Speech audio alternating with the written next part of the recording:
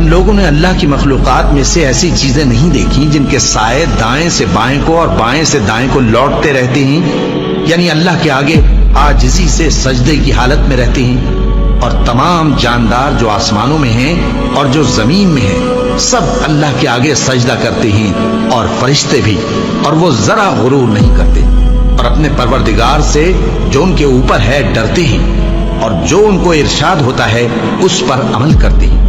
اور اللہ نے فرمایا ہے کہ دو معبود نہ بناؤ، معبود تو وہی ایک ہے، سوئے بندو مجھی سے ڈرتے رہو۔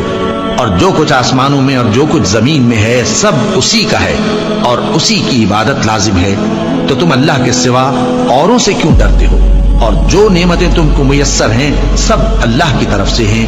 پھر جب تم کو کوئی تکلیف پہنچتی ہے تو اسی کے آگے فریاد کرتے ہو، پھر جب وہ تم سے تکلیف کو دور کر دیتا ہے تو کچھ لوگ تم میں سے اللہ کے ساتھ شریک کرنے لگتے ہیں تاکہ جو نعمتیں ہم نے ان کو عطا فرمائی ہیں ان کی ناشکری کریں۔